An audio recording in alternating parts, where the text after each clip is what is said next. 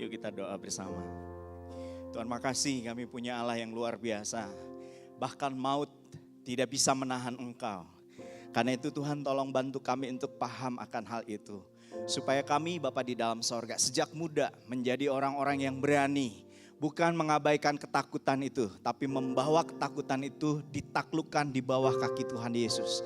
Karena itu Bapa di sorga, kami mau datang bersama-sama dengan Engkau.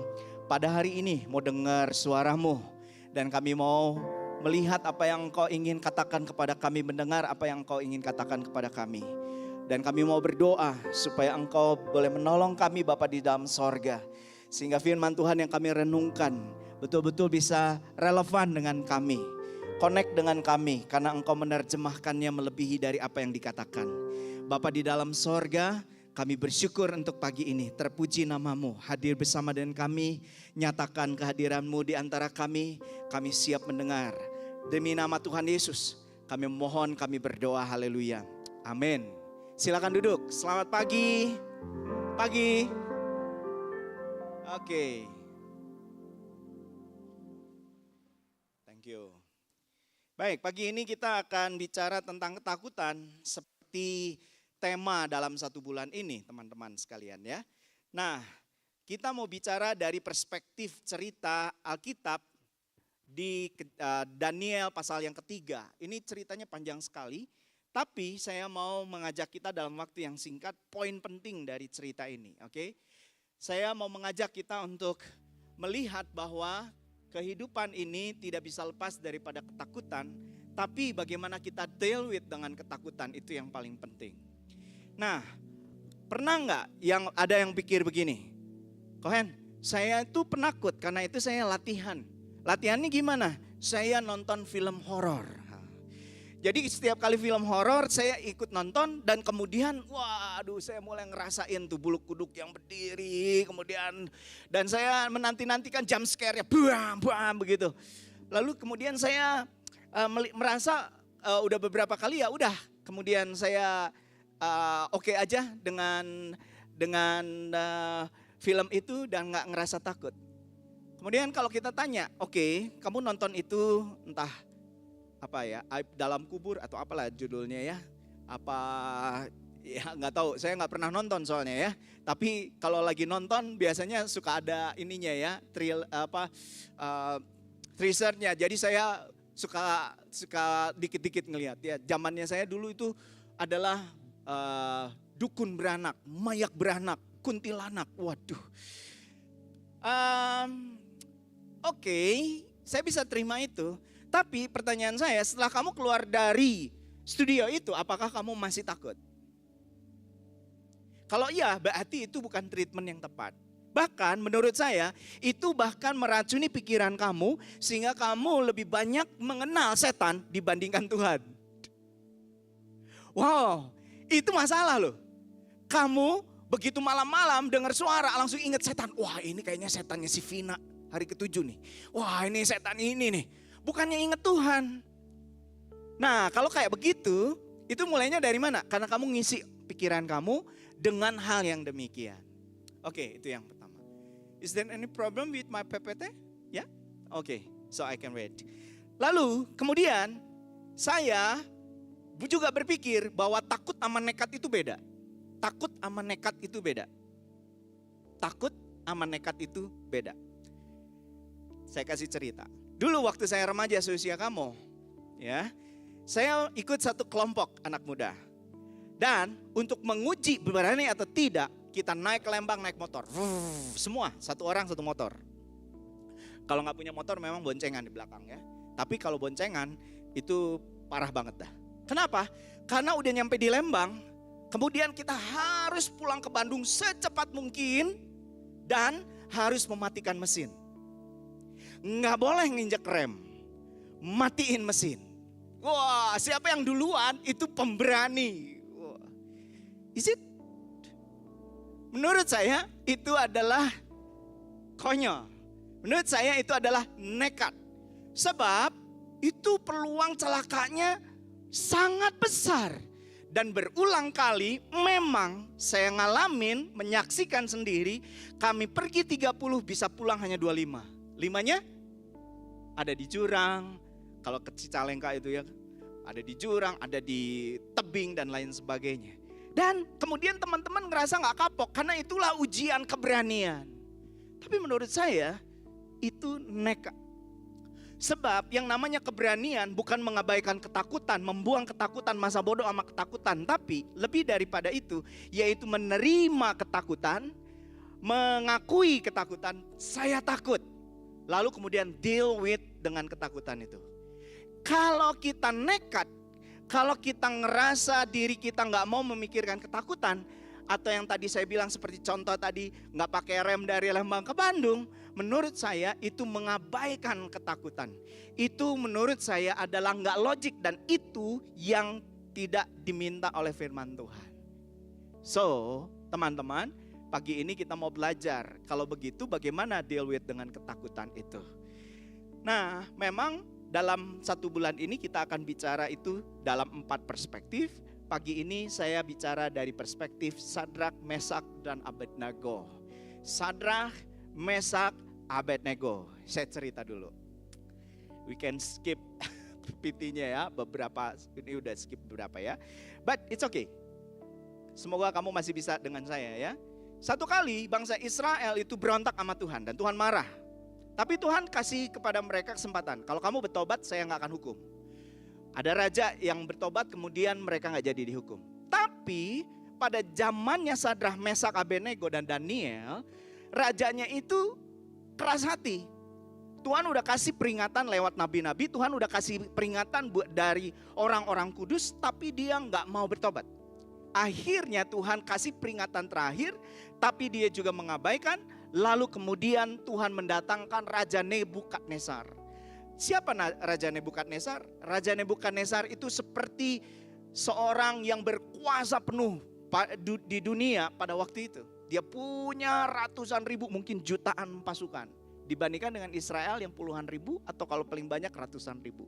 Lalu dia menyerang Israel dan kemudian menguasai Israel dan kemudian membawa orang-orang itu sebagai tahanan. Nah di tahanan ini mereka yang gak pinter jadi budak. Mereka yang gak pinter ngosek WC. Mereka yang kelihatannya biasa-biasa aja jadi buruh. Jadi tukang ngangkut-ngangkut. Jadi orang yang benerin jalan. Tapi ada beberapa anak-anak muda yang kelihatan pinter. Dan beberapa anak muda yang kelihatan pinter itu disebutkan dalam Alkitab, diantaranya Daniel, Sadrak, Mesak, Abednego.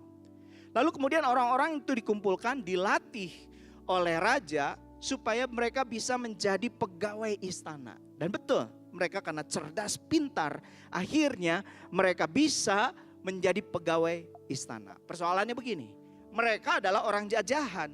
Sementara orang-orang asli daripada kerajaan Babel iri banget. Waduh, kamu itu jajahan, harusnya nyembah-nyembah saya. Tapi kenapa kamu jadi selevel dengan saya? Gajinya sama dengan saya, rumahnya sama dengan saya, bahkan karirnya lebih cemerlang daripada saya. Wah, mereka iri hati. Lalu karena iri hati mereka buat rencana sedemikian rupa. Nah, satu hal yang lain yang harus kita perhatikan bahwa Raja Nebukadnezar itu adalah raja yang sombong. Maka dia mendirikan satu patung yang begitu besar, begitu tinggi.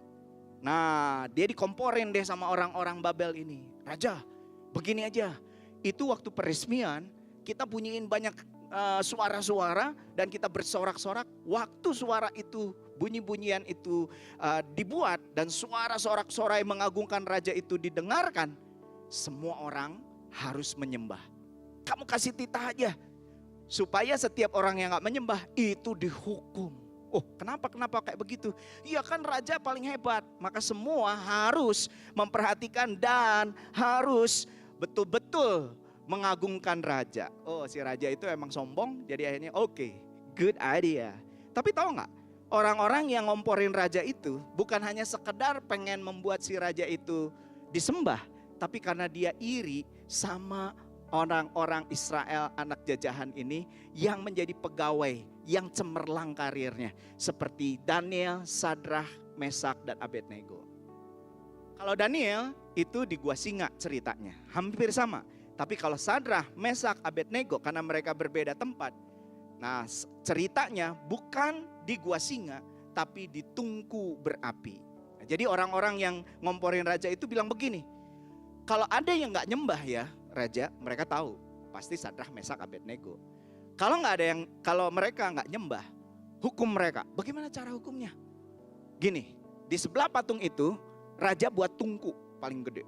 Nanti kalau mereka nggak nyembah, bawa mereka, masukin mereka ke dalam tungku itu biar mati. Wah, si orang-orang Babel yang iri hati ini seneng. Dan mereka berkata, wah ini kesempatan untuk melenyapkan saingan mereka, Sadrah, Mesak, dan Abednego.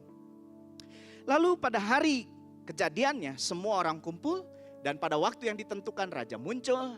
Dan waktu raja muncul, bunyi-bunyian dibuat, kemudian kendang, wah seruling, apalah saya nggak tahu ya saudaraku.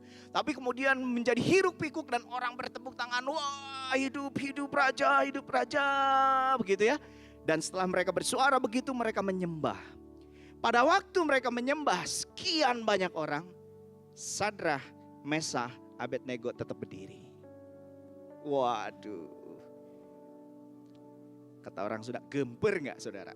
Kalau saudara di situ, kalau saya mungkin juga, saya akan, waduh. Tapi saudara sekalian, Sadrah dan Mesak dan Abednego berdiri. Dan karena mereka berdiri, akhirnya memang mereka diperhadapkan dengan satu tantangan, satu hukuman yang berat. Akhirnya mereka diambil oleh pasukan, dihadapkan kepada raja dan raja marah sekali. Raja bilang, kenapa kamu menyembah? Tidak mau menyembah. Kenapa kamu berdiri? Padahal kamu tahu titahnya kan, kenapa kamu enggak melakukan itu? Waktu Sadrah, Mesak ditanya begitu, mereka terdiam. Tapi kemudian raja karena tahu potensi mereka, oke sekali aja. Saya kasih kesempatan sekali lagi ya. Saya bunyiin lagi itu semua. Semua orang akan bersorak-sorak. Kamu menyembah, kamu akan lepas dari tungku perapian ini. Tapi ternyata Sadrah, Mesak begitu diulang kayak begitu, dia tidak melakukannya. Dia tetap berdiri menatap sang raja dengan tenang. Wow. Saya nggak tahu apa perasaannya Sadrah, Mesak, Abednego. Saya nggak yakin kalau dia nggak ada perasaan pada waktu itu. Tapi saya yakin mungkin di antara mereka saling melihat gitu ya. Berpelukan lagi. Melihat dan kemudian berkata, wah this is the day. Ini hari matinya kita. Ini hari matinya kita. Nggak apa-apa bro. Keep aja. Ini waktunya kita terakhir mungkin. Nah teman-teman.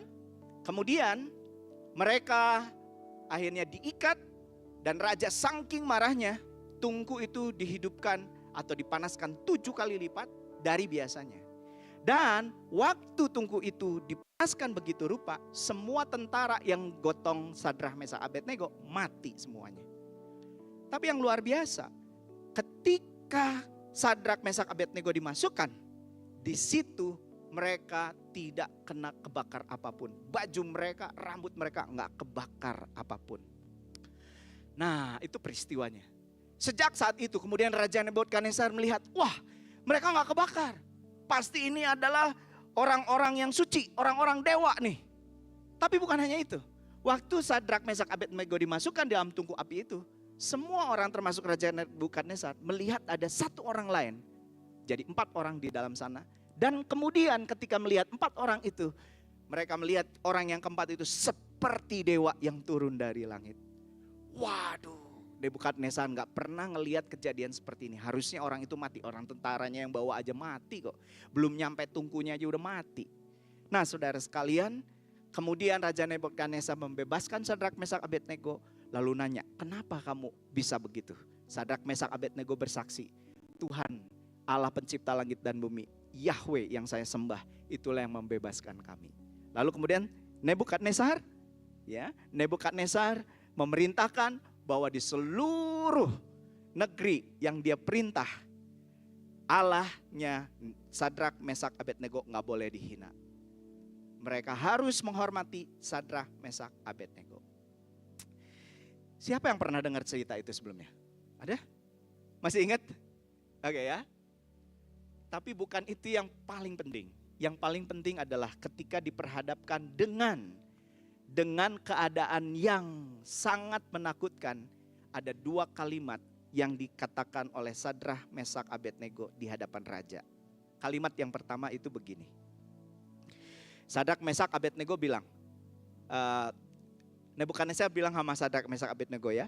Kalau kamu mau menyembah sekali lagi, kamu akan diselamatkan. Tapi kalau kamu nggak mau menyembah, kamu akan dimasukkan tungku. Ini second chance daripada Nebukadnezar. Waktu ditanya begitu, Sadrak, Mesak, Abednego ngomongnya begini. Lalu Sadrak, Mesak, Abednego menjawab Raja Nebukadnezar, tidak ada gunanya kami memberi jawab kepadamu dalam hal ini. Dengan tegas dia bilang, jika Allah kami yang kami puja sanggup melepaskan kami, maka ia akan melepaskan kami dari perapian yang menyala-nyala itu dan dari dalam tanganmu, ya Raja. Coba kita buka Alkitab kita ya, dari Daniel 3 ayat 16 sampai 18. Boleh? Di handphone kamu ya, tolong buka Daniel 3 ayat 16 sampai dengan 18.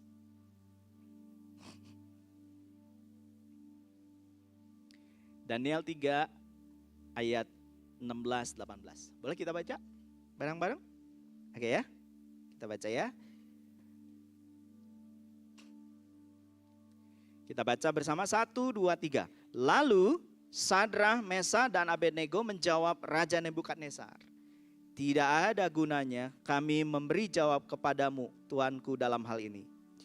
Jika Allah kami yang kami puja sanggup melepaskan kami, maka ia akan melepaskan kami dari perapian yang menyala-nyala itu dan dari dalam tanganmu, ya Raja. Jadi waktu Nebukadnezar bilang, mau nggak kamu sekali lagi saya coba ya, kasih kesempatan. Kalau kamu mau menyembah, maka kamu akan saya bebaskan dari tungku perapian itu. Tapi kalau misalnya enggak, kamu tetap. Lalu kemudian Sadrak, Mesak, Abednego dengan berani berkata, enggak usah ngejawab apa-apa deh, enggak usah nanya lagi.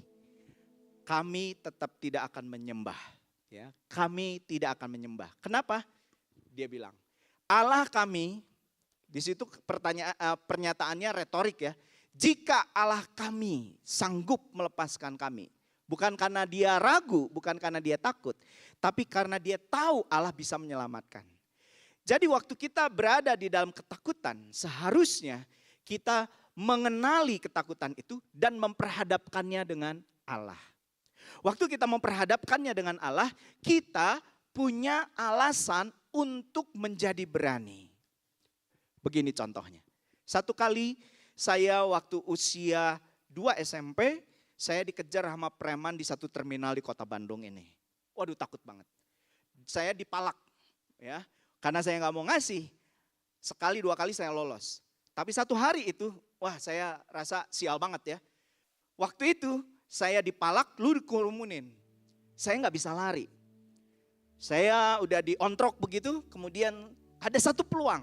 Ada satu peluang karena ternyata di antara preman itu ada satu orang tetangga di rumah. Jadi saya pura-pura nanya, kamu mana di dieu? Gitu ya kan bahasa Sunda ya, mana di dieu? Ternyata ada beberapa detik pengalihan. Lalu kemudian saya waktu bicara begitu mereka sedikit teralihkan, saya lari. Hari itu saya lolos. Dan kemudian saya pulang, saya sampai di rumah dan saya ceritakan sama papa saya. Saya nggak tahu masa muda papa saya, tapi begitu dia dengar ceritanya dan dia dengar tempatnya, kemudian dia datangin tempatnya. Waktu dia datangin tempatnya bersama dengan saya, dia peluk saya dan kemudian dia bertemu dengan orang yang di sana. Orang yang di sana itu keluar, saya nggak pernah lihat, itu lebih dewasa karena yang ngontrok saya itu biasanya yang muda-muda begitu.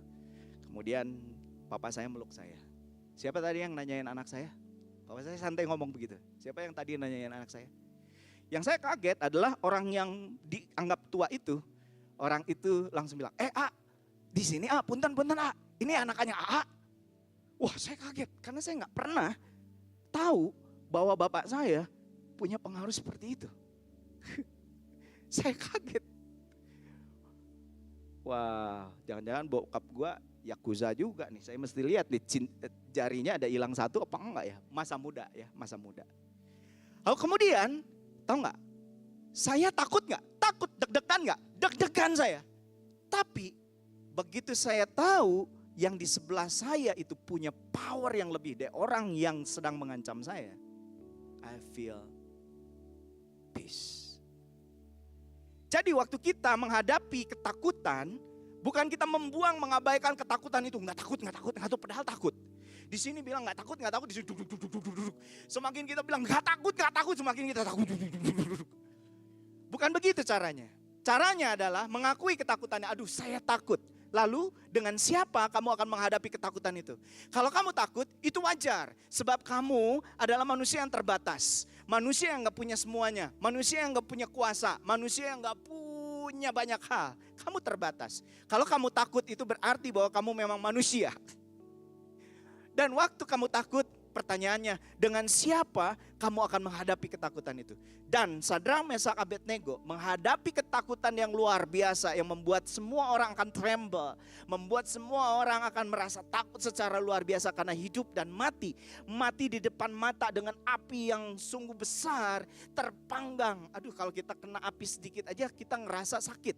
Ini dipanggang habis-habis, saudaraku. Panggang babi enak dilihat, tapi kalau panggang manusia, waduh, gak kebayang, saudara sekalian. So, Sadrak, Mesak, dan Abednego menghadapinya dengan Tuhan.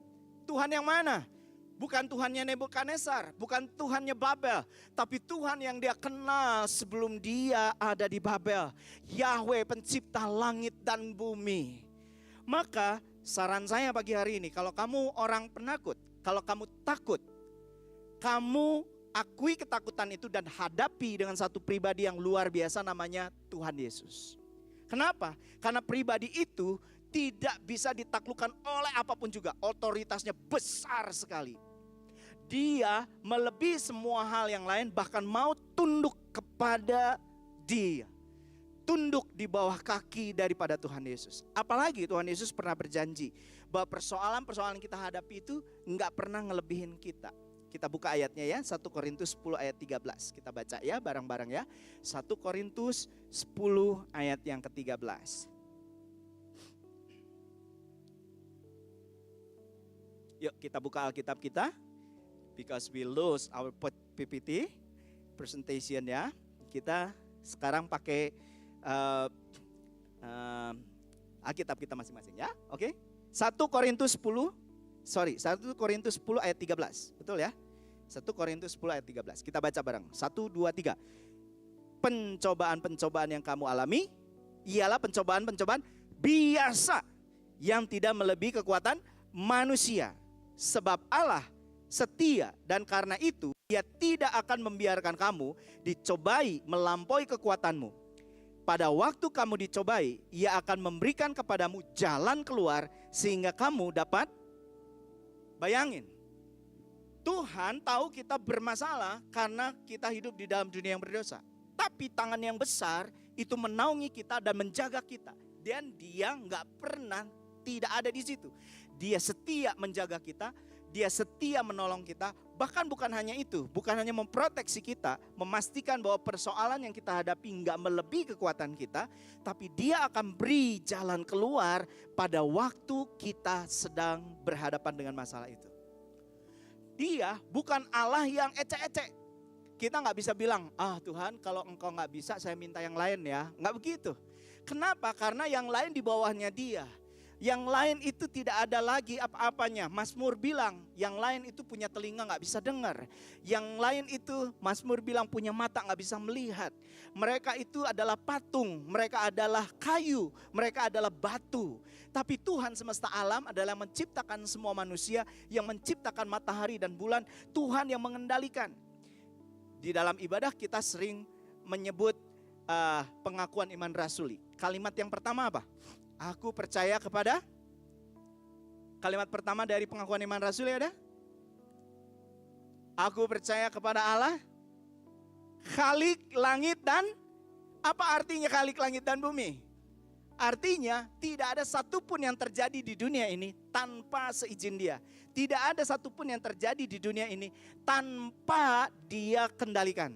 Semuanya adalah milik Dia dan dikendalikan oleh Dia. Burung di udara tidak akan pernah jatuh tanpa seizinnya. Jadi kalau ada burung banyak, dia minta izin dulu. Jatuh ya? Jatuh. Jatuh ya? Jatuh. Kenapa? Karena Dia mengendalikan semuanya, termasuk hidupmu. Dia mengendalikan hidupmu. Kalau selama ini kamu menghadapi ketakutan dengan dirimu sendiri, itu salahnya.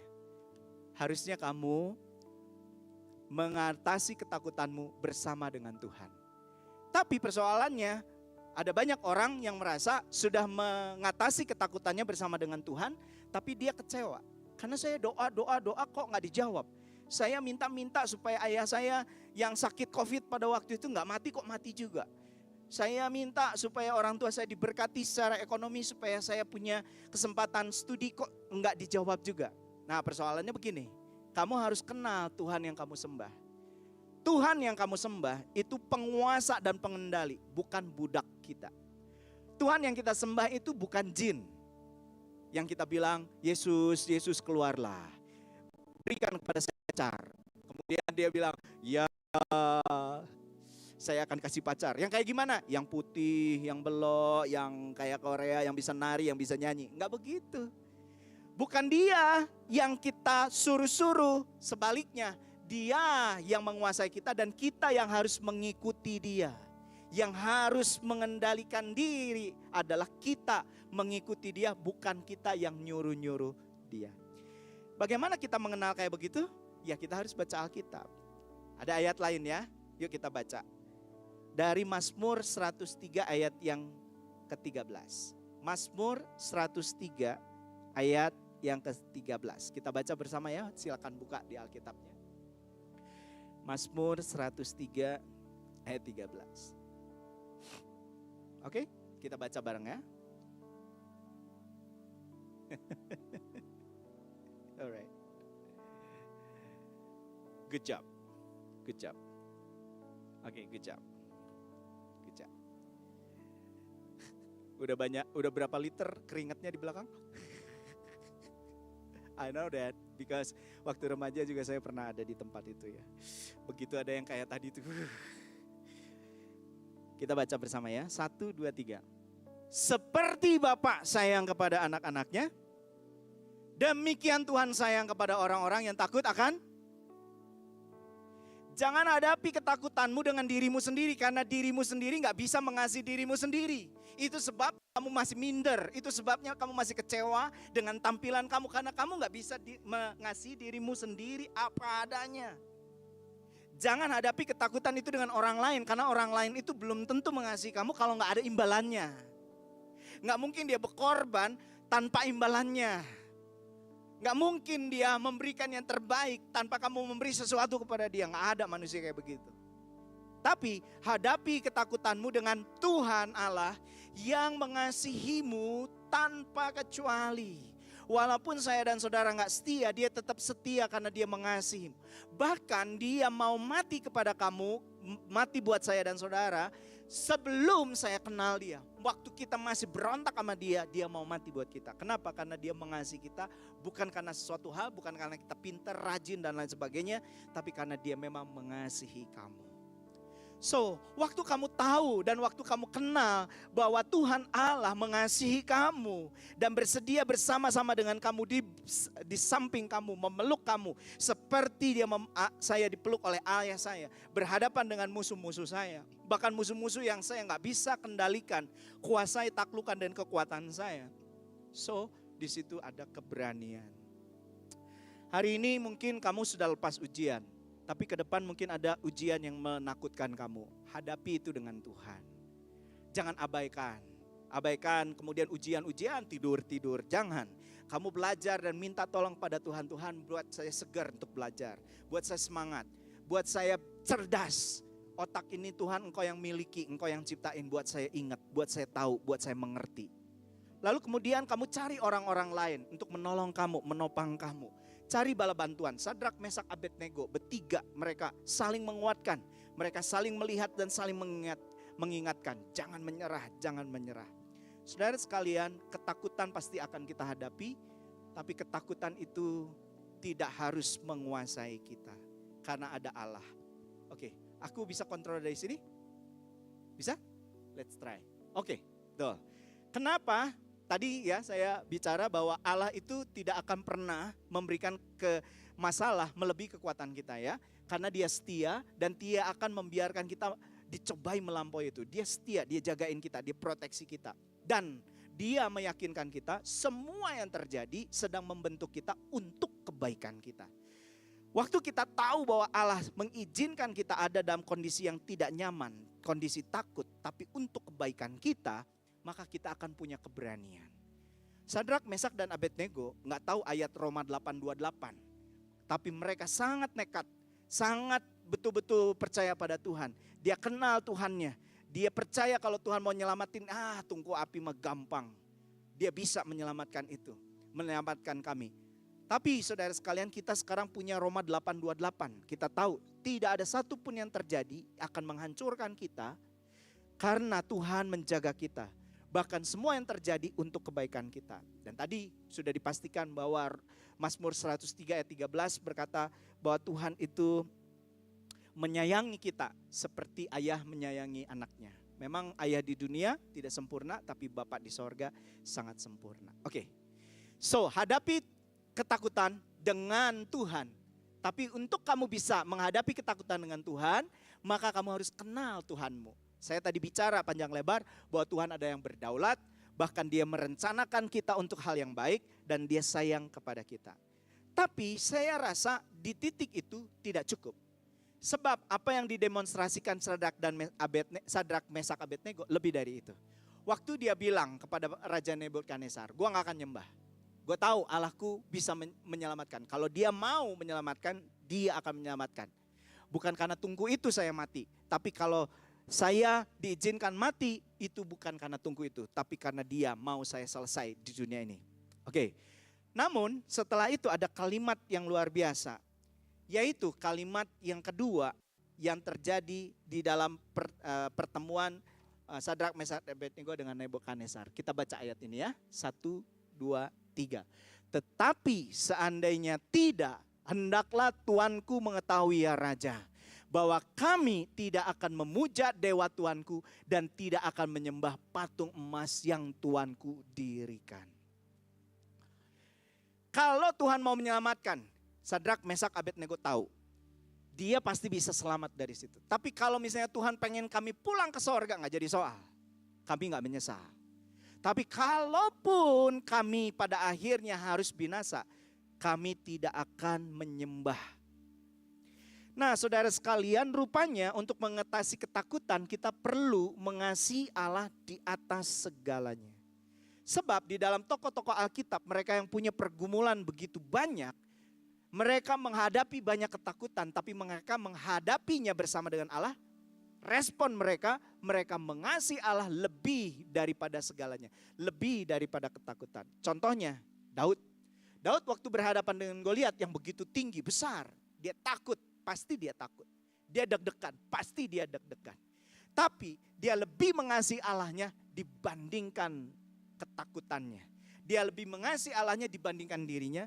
Dia lebih mengasihi Allah daripada musuh-musuhnya.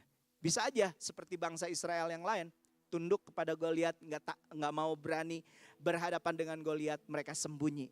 Tapi Daud milih enggak. Dia tetap milih untuk mengasihi Tuhan Allahnya dan kemudian dia mau berhadapan dengan si Goliat. Daud berkata, kamu menghadapi aku dengan tombak dan lembing, tapi aku menghadapi dengan Tuhan yang aku cintai. Jadi rupanya di dalam kekristenan, teman-teman, satu kali kamu akan diperhadapkan dengan kondisi yang sulit dan di situ kamu ditantang untuk mengasihi Tuhan atau mengasihi dirimu atau menyelamatkan dirimu sendiri. Sebab di dalam dunia ini ada dua kerajaan. Adalah kerajaan manusia, kerajaan dunia ini atau kerajaan Allah. Kamu mau lebih mengasihi kerajaan Allah atau ketakutanmu atau dunia ini? Saya kasih contoh. Dalam sebuah trip di Timur Tengah, ada satu rombongan di dalam satu bis orang-orang percaya. Di situ ada anak sekolah minggu, ada ibu-ibu, ada orang dewasa. Tiba-tiba di dalam satu perjalanan di padang gurun mereka disergap oleh teroris. Dan teroris itu sangat membenci kekristenan. Ini saya baca, saya dengar dari cerita The Voice of Martyr. Lalu kemudian saudara sekalian, semua orang diminta untuk menyangkali nama Yesus. Kalau mereka enggak, mereka akan ditembak. Semua orang tidak mau menyangkali dan semua ditembak termasuk sang supir. Tiba terakhir ada satu anak kecil. Lalu sang teroris ini berkata, kamu jangan sia-siakan hidupmu. Jangan akui iman ibumu. Bohong, semua ibumu itu bohong. Kamu kalau menyangkal, aku gak percaya pada Yesus, kamu akan turun, keluar, kamu akan hidup, kamu akan jadi bagian kami. Lalu kemudian anak ini, di dalam ketakutannya, dia memandang ibunya. Lalu waktu dia memandang ibunya, ibunya berkata, Yesus sayang kamu. Dalam bahasa Arab tentunya, dalam bahasa di lokasi itu. Ya, Yesus mencintai kamu. Saudara sekalian, anak ini menatap sang teroris dan dia menggelengkan kepala. Dan dia berkata, aku mencintai Yesus. Hasil, semua ditembak. Kenapa cerita ini bisa ada? Karena dari beberapa orang teroris itu ada yang datang pada Yesus. Mendatangkan kebaikan bagi orang-orang yang mengasihinya. Ada waktu di mana kita takut dan kita diperhadapkan dengan pilihan untuk memilih Tuhan Yesus melebihi dari semuanya. Nah, saya pakai kalimat ini. Do you love God atau do you use God? Maksudnya apa? Apakah kamu mencintai Tuhan? Karena itu kamu datang ibadah di sini. Kamu menghormati dia, kamu menghargai dia, dan kamu mau mengasihinya. Apakah karena itu? Atau kamu lagi memanfaatkan Allah? Kamu datang ke sini dan kamu berkata, Tuhan aku udah datang berkatin aku ya. Tuhan aku udah datang, aku udah doa, aku udah baca firman, aku udah pelayanan, berkatin aku ya. Begitu gak diberkatin, kamu marah sama Tuhan, kamu kecewa, kamu pulang, kamu pergi, kamu gak mau lagi mikirin Tuhan. Itu yang disebut dengan use God, memanfaatkan Tuhan. Tapi kalau kamu mengasihi Tuhan, maka apapun yang terjadi kadang-kadang gak seperti apa yang kita pikirkan. Pemazmur bilang, melalui lembah bayang-bayang maut. Tapi kita akan melaluinya dengan rasa cinta kepada Tuhan. Mungkin susah hidupmu, tapi kamu akan melaluinya bersama dengan Tuhan Allah.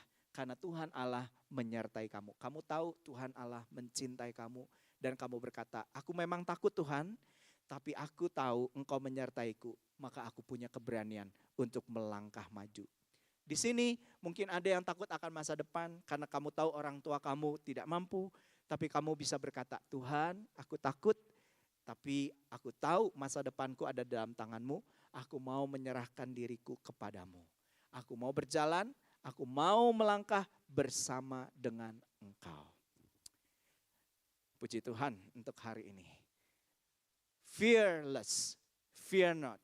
Karena mengasihi Tuhan, mengenal Tuhan. Ayat terakhir dalam bahasa Inggris kita baca bersama-sama ya. Filipi 4 ayat 13. 1, 2, 3. I can do all things, this through Him who gives me strength. Hadapi hidupmu dengan semua ketakutanmu bersama dengan Yesus yang sudah bangkit. Tuhan berkati walaupun dalam banyak keterbatasan message hari ini. Kita berdoa.